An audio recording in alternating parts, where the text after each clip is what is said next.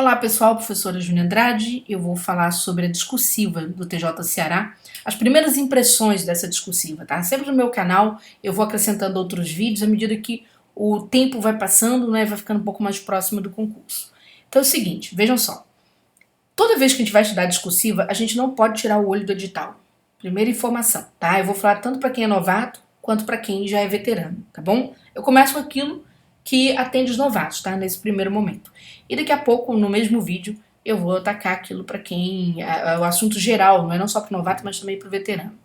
Vamos lá. Vocês vão fazer uma prova discursiva. Essa prova discursiva, pessoal, vai tratar de conhecimento específico de área.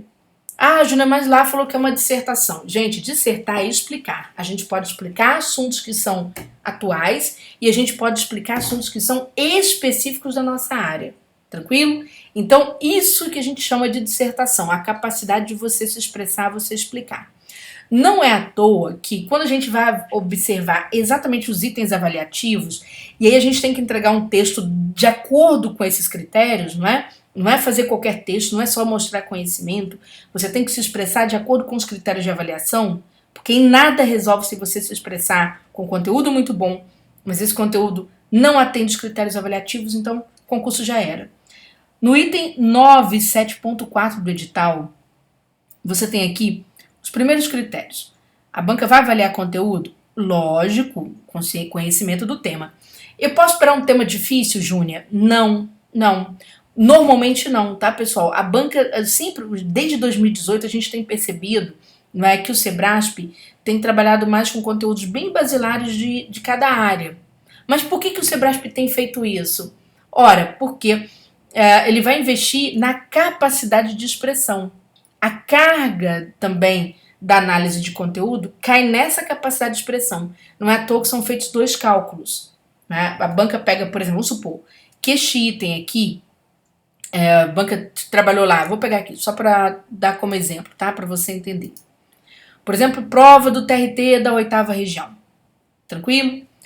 Então nós temos aqui um segundo item em que a banca deu como valor 3 pontos. Então a viabilidade da ação monitória. Ela vai analisar esse conceito a partir de 3 fatias, exatamente porque ela deu 3 pontos aqui. Então cada parte do conceito não é, vale 1 ponto. Isso é análise de conteúdo. Ela vai galgando, cada vez que você discorre sobre a viabilidade da ação monitória, ela vai aqui jogando 1 ponto em cada momento em que você discorre sobre isso. Porém, ela também tem uma nota que é chamada nota de expressão, em que ela pega esses 3 pontos, divide por 6, não é? E é muito comum, às vezes, o aluno com bastante conhecimento, conteúdo completo, ele não conseguir tirar os 3 pontos aqui, ele ficar com 2,5 e tentar recorrer contra a decisão da banca, tá? A decisão preliminar. E às vezes ele não consegue. Por quê? Porque tem problemas na expressão. O que é essa expressão? Bom, para um começo de conversa, gente, expressão tem a ver com a capacidade que você tem de trazer aquela realidade técnica e colocar essa realidade de forma traduzida. O que é isso? Eu vou dar um exemplo que vocês vão conseguir visualizar. Chega a época de declaração do imposto de renda. O que é comum acontecer na TV, nos jornais locais?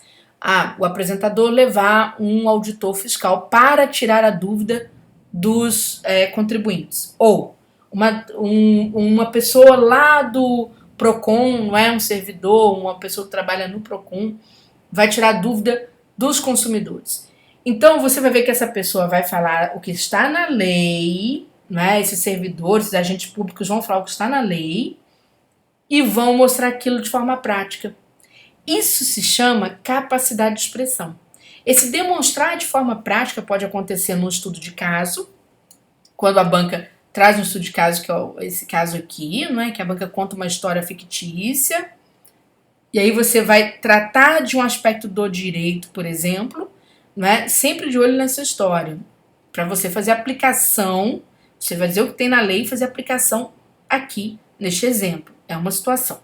A segunda situação, quando a banca não traz estudo de caso, é normal que ela faça isso, ela apresente um texto meramente informativo, então você tem que criar as situações de tentar levar aquela teoria para a prática, tá? Então, nessa nossa primeira conversa, eu não trouxe exemplo, Mas se você me acompanha aqui no canal, né, no meu canal Júnior Andrade, no YouTube principalmente, você vai se naturalizando mais com essa questão, tá? Mas eu fiz esse vídeo muito para poder mostrar o seguinte, olha, as pessoas, vou voltar aqui um pouquinho, estão acostumadas com o Sebrasp trabalhando dessa forma aqui. Vários itens e elas vão escrevendo, trazendo conteúdo sobre cada um desses itens. Tudo bem? Porém, gente, o que tem acontecido? A banca tem cada vez mais, e veja que no mesmo concurso, olha, naquele concurso TRT da oitava que eu trouxe como exemplo, né, a banca trazendo um tema quase em aberto, tá? Eu vou pegar o do nível médio, o concurso de vocês é nível médio, então fica mais fácil vocês entenderem. Por exemplo, nesta prova aqui, que foi para o técnico administrativo TRT da oitava região, o que aconteceu? A banca pediu, olha só, ela diz que esse texto é unicamente motivador, então ele tem pouca função aqui, e ela pediu para que os alunos dissertassem sobre as 4 grandes funções de administração. Aí o aluno fica lá dissertando, tal. Depois de escrever cada uma das 4 funções, explicar os objetivos e as atribuições típicas. Se você observar, existe uma escala aqui de elementos. Então vamos supor que você pegue, por exemplo, lá tem 4 funções: planejamento, organização, direção e controle. 4 funções. Para cada função você tem que trazer o que aqui? Objetivos. Para cada objetivo, trazer as atribuições típicas, ou seja, como chegar, como cumprir esses objetivos. Você vai ter que fazer isso com cada uma dessas etapas. Então isso pressupõe o quê? Pressupõe 4 parágrafos bem orientados dessa forma. E tem que ser período a período, tá, pessoal? Tem que ser período a período, ó. Aqui a descrição da fase, não é? Por exemplo, do planejamento, dos objetivos e das atribuições. Então você vai ter um período, 2, fechou com 3. E por que tem que ser período a período? Porque a banca lá no edital falou que vai avaliar a primazia da coesão e da coerência. Então, para ter coesão, o que é coesão? É a costura. Você tem que ir período a período. É claro que existe coesão feita com orações, claro que existe, mas ela é mais visível na prova do Sebrasp sendo feita, executada ali, período a período, tá bom? Então, isso que eu falo para você, sempre, né, nesses anos todos dando aula, eu sempre falo para o aluno, a gente fica de olho no edital, porque quando a gente entende o critério avaliativo, ó, primando pela coerência e pela coesão, quando a banca diz primar vem, né, vem da palavra o quê? Do mesmo campo da palavra principal, primazia, ou seja, tudo que eu coloco em primeiro plano, tranquilo? Então a coesão tem que ser praticada, você não pode só explicar a esmo o teu conteúdo, tá bom? Que ali a banca vai avaliar, por exemplo, a capacidade de expressão dessa forma e vai fazer outros julgamentos, né, em relação aos critérios que ela apresenta. Perfeito? Pessoal, essas são as nossas primeiras impressões. Quem quiser estudar conosco, debaixo desse vídeo tem a descrição, né, do curso, desconto, tá? E quiser saber mais informação, entre em contato com a gente, tá bom? Um beijo grande.